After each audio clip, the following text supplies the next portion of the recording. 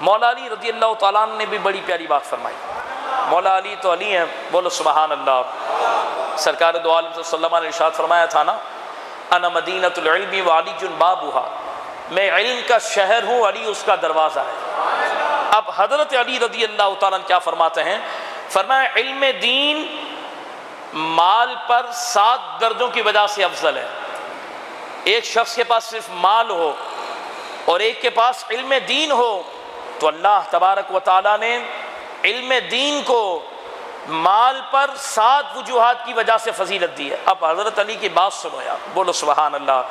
مولا علی فرماتے نمبر 1، علم انبیاء کی وراثت ہے. مال فرعون، حامان اور نمرود کی وراثت ہے.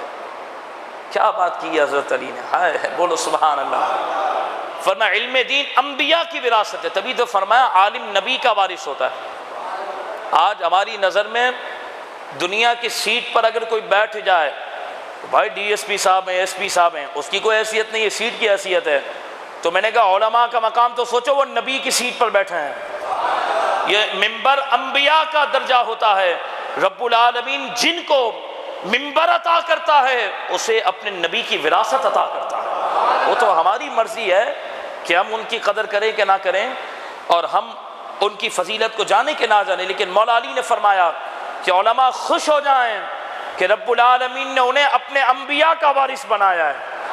اور مال جس کو دیا تو مال تو فرعون، حامان، شداد اور نمرود کی وراثت ہے.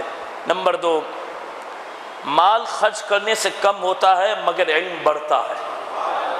حضرت علی سبحان اللہ. نمبر 3، مال کی حفاظت انسان خود کرتا ہے لیکن علم خود انسان کی حفاظت کرتا ہے.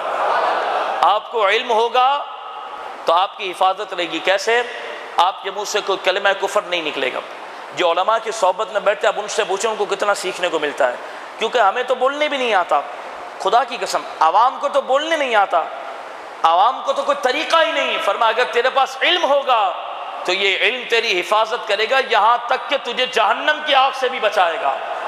نمبر 4، بہت پیاری بات مولا علی کی، اللہ اکبر. آپ فرماتے ہیں مرنے کے بعد مال تو دنیا میں رہ جاتا ہے لیکن علم دین قبر میں بھی ساتھ جاتا ہے.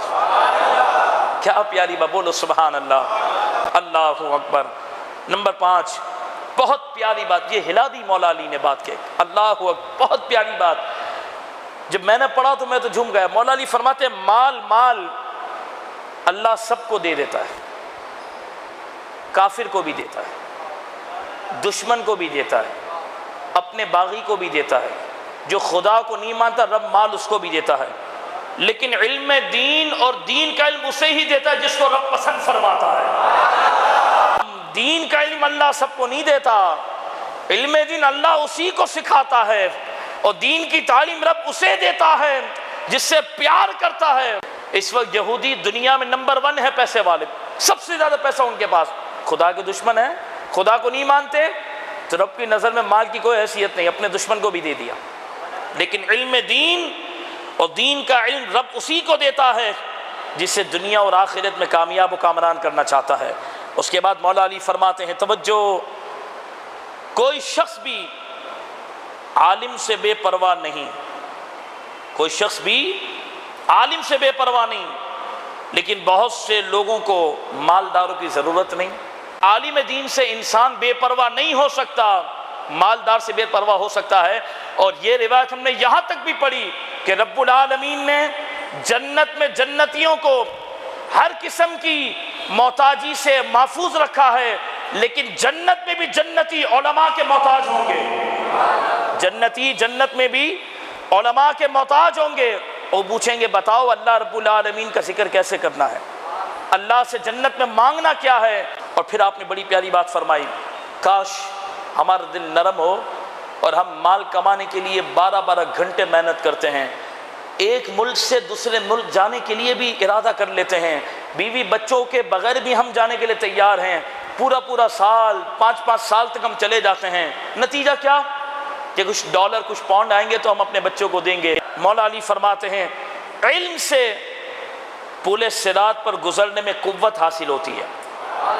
جو جتنا بڑا عالم ہوتا ہے اللہ تعالیٰ اس کو پل صراط پر اتنی تیزی سے گزارتا ہے، اور مال سے پل صراط پر گزرنے میں کمزوری آتی ہے۔ اب اندازہ لگا لو مسلمانوں، یہ جو مولا علی کی 7 نصیحت ہے نا، یہ ہمارے لیے کافی ہیں۔ دیکھیں مال اللہ کی نعمت ضرور ہے، لیکن صرف یہ نتیجہ نہیں، کیونکہ مال تو اللہ سب کو دے دیتا ہے۔ 12 گھنٹے ہم مال کے لیے بھاگتے ہیں کہ 1 گھنٹہ بھی دین کے لیے نہیں نکال سکتے؟ بولے انشاءاللہ نکالیں گے۔ آپ عالم نہیں بن سکتے، آپ ریگولر طالب علم نہیں بن سکتے، لیکن جتنا موقع ملے آپ درس قرآن میں جائیں، اور آج کے درس میں جو آپ نے سنا کہ علماء کی صحبت میں بیٹھیں، انشاءاللہ تبارک و تعالیٰ آپ کو صحبت میں بیٹھنے سے بھی رب العالمین بہت کچھ عطا فرما دے گا۔